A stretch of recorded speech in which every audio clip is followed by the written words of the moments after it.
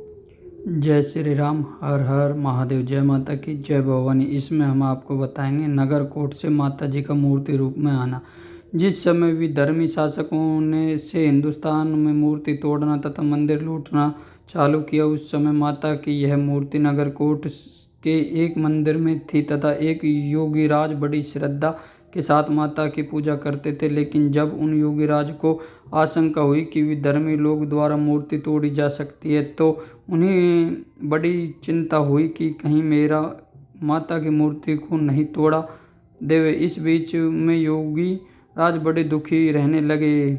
इधर जब से माता के बाबा केदारगिरी के पास आना बंद किया, तब से बाबा बड़े विलक रहने लगे।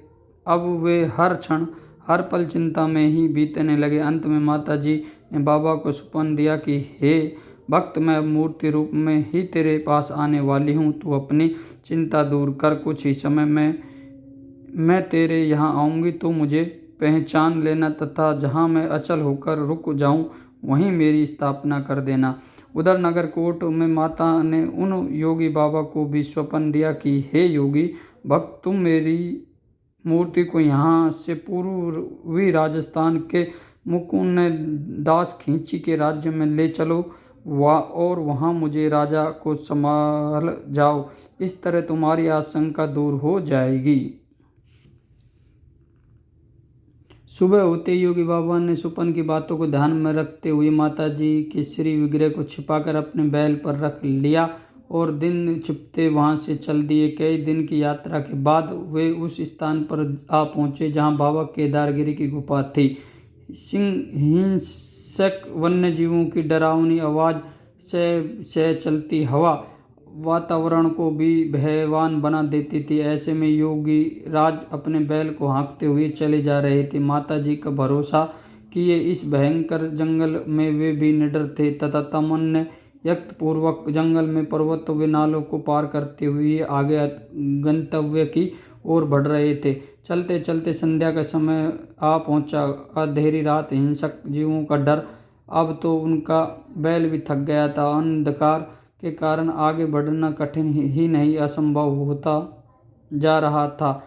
बाबा चाहते थे कि किसी तरह शीघ्र ही किसी सुरक्षित स्थान पर पहुंच जाए। वे अपनी माँ का भरोसा करके बैल से मूर्ति को उतार कर जंगल में ही आराम करने लगे। साथ में जो कुछ भोग प्रसाद था वह बाबा ने पाया तथा बैल को भी भूसा चारा डाल दिया। अभी पूरी रात बाकी थी, तभी माता जी की विचित्र लीला हुई। कठोर हृदय बाबा का भी उस जंगल में कांप उठे। वे सोचने लगे कि इस भयंकर हिंसक जीव के बीच यह रात कैसे व्यतीत होगी। कहीं भी कोई गांव नजर नहीं आ रहा। बाबा इसी सोच में बैठे थे कि साहस उनको एक मामूली प्रकाश सामने दिखाई दिया। उन्होंने समझा कि शायद कोई गांव होगा, चलो वहीं जाकर रात व्यतीत करें। यह सोचा बाबा मूर्ति को बैल पर रखने की कोशिश करने लगे, पर मूर्ति वहां से हिली भी नहीं। काफी प्रयत्न करने के बाद भी जब मूर्ति को नहीं उठा सके, तो बाबा अपने बैल को ले और मूर्ति को वहीं छोड़कर उस प्रकाश की दिशा में चल दिए। कुछ ही समय के बाद बाबा प्रकाश के समीप पहुंचे तो क्या देखते हैं कि वह कोई गांव नहीं है, केवल एक गुफा बनी हुई है जिसमें एक महात्मा एकाग्र होकर बैठे हुए हैं। योगी राज ने उन बाबा को ध्यानमग्न देखा तो नमो नारायण कहा। बाबा ने नेत्र खोले तो सामने एक योगी राज को देखा। बाबा अपने आसन से उठकर योगीराज तक पहुँचे तथा दंडवत कर प्रणाम करके उन्हें आश्रम में ले आए और आदर सत्कार के बाद बाबा ने योगीराज से उनका हाल जानना चाहा। योगीराज ने अपनी सारी कहानी सुना दी तथा साथ ही कहा कि मेरे साथ चलकर मेरी इष्ट माँ भगवती की मूर्ति को आप यहाँ तक लेवा लाइए। बाबा केदारगिरी को अब अपने स्वप्न की बातें साकार होती मालूम पड़ी। बाबा बड़े प्रसन्न हुए तथा अपनी आराध्य भगवती के दर्शन की आशंका उनके दिल में उमड़ी। अतीत योगीराज को कुछ भोग प्रसादी खिलाकर एवं बाबा के बैल को चारा डालकर योगीराज को बाबा ने समझा कर कहा कि देखो, इस समय रात हो जाना ठीक नहीं है। प्रातःकाल चलकर आप मूर्ति को अपने साथ अपने गंतव्य पर ही ले जाना। आज रात आप यहीं विश्राम करो। ऐसा कहकर बाबा ने योगीराज को चटाई पर सुला दिया। योगीराज लंबे मार्ग के कारण थके ही थे, जल्द ही निद्रा देवी की गोद में समा गए। दूसरी ओर बाबा केदारगिरी रात भर माँ का चिंतन करते रहे। माता का चल होना तथा योगीराज का लौटना।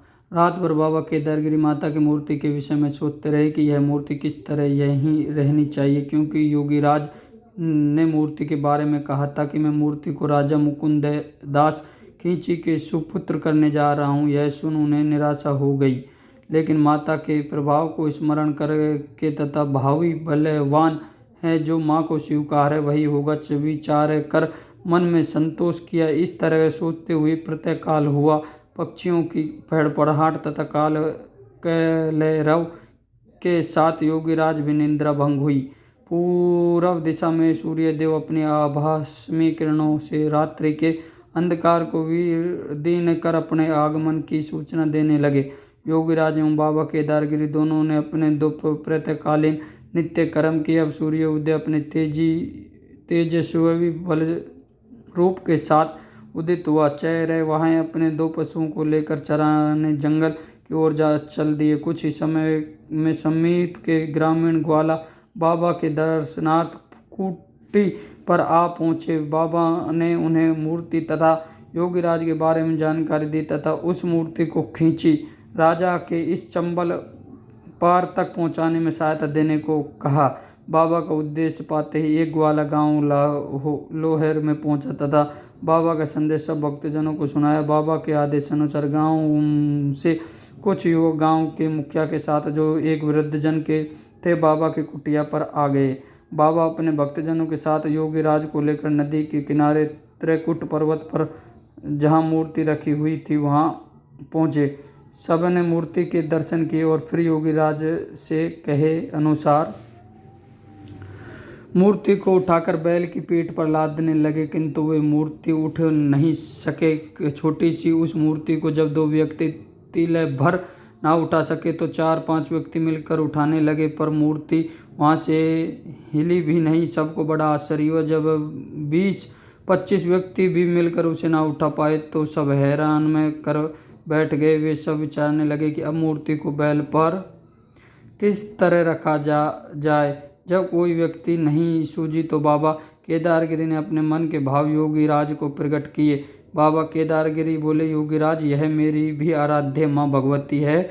उन्होंने मुझे स्वप्न में बताया था कि मैं एक दिन हिंगलाज नगरकोट से आकर इस प्रकार अचल हो जाऊंगी। मेरे स्वप्न अनुसार मूर्ति मेरे पास आ गई है, अब यह आगे नहीं जा सकती। आप वापस निश्चय होकर जाएं तो चले जाइए। आपकी इस मूर्ति की सारी जिम्मेदारी मेरे पर होगी। बाबा के अभिप्राय को समझकर सब ग्रामवासी की भी योगीराज से एक मत होकर इस वचन की पुष्टि करने लगे। अंत में योगीराज ने सबकी बात स्वीकार कर ली तथा 3 रोज वहीं बाबा का आतिथ्य स्वीकार करके नगरकोट को वापस चले। इस वृद्धजन के अनुसार यह लगभग 200 वर्ष पूर्व की बात कही जाती है।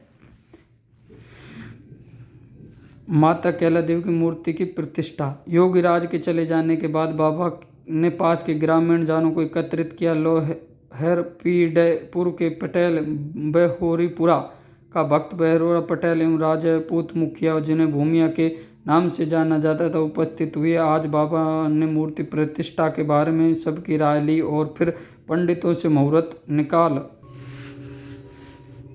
वाया। जल्दी से चैत्र मास की प्रतिपदा नवरात्रि में स्थापना का शुभ मुहूर्त निकला। फिर क्या था, समाचार फैलते ही चैत्र मास की प्रतिपदा के दिन प्रातःकाल से ही आसपास के ग्रामीण एकत्रित होने लगे तथा 2 बजे तक काफ़ी संख्या में बल वृद्ध स्त्री पुरुष का एक बड़ा भारी मेला सा लग गया। सब मिलकर माता का जयकारा करने लगे एवं विभिन्न प्रकार के बाजे नगाड़े तुरह की शंख मंजीर बजाकर माता के गीत गाने लगे। शास्त्रोक्त रीति के अनुसार माता की मूर्ति काली सिंध में विधिपूर्वक स्नान करने के पश्चात जिस जगह माता अचल हुई थी वहीं एक चबूतरा बनाकर मूर्ति को स्थापित कर दिया गया, जिसको आश्चर्य हुआ कि जो मूर्ति कुछ दिन पहले 20 से 24 आदमियों से हिली नहीं थी, उसे आज 2-3 आदमियों ने सुगमतापूर्वक उठाकर नदी स्नान करा के चबूतरे पर प्रतिष्ठित कर दिया।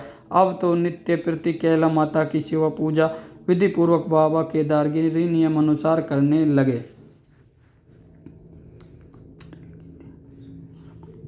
माता कैला देवी जय श्री राम। जय माता की। सभी सनातन भाई माता के सम्मान के लिए, सनातन के लिए और राम राज्य को पूर्ण विस्तार देने के लिए हमारे साथ जुड़े। जय माता की। जय भवानी। जय श्री राम।